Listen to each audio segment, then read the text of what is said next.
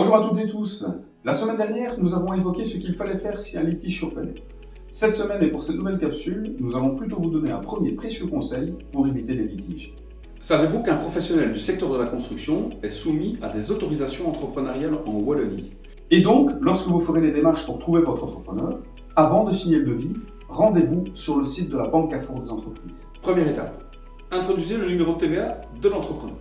Deuxième étape, vérifiez sa situation. Si vous voyez qu'elle est normale, c'est déjà bon signe. Il pourrait y avoir d'autres exemples, mais retenez que si c'est écrit en rouge, il faut fouiller.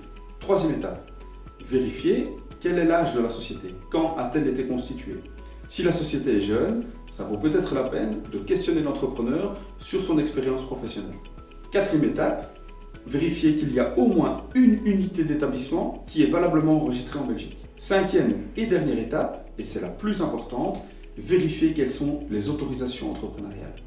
Vous avez, comme dans l'exemple ici, toute une série de métiers pour lesquels l'entrepreneur est réputé comme étant compétent.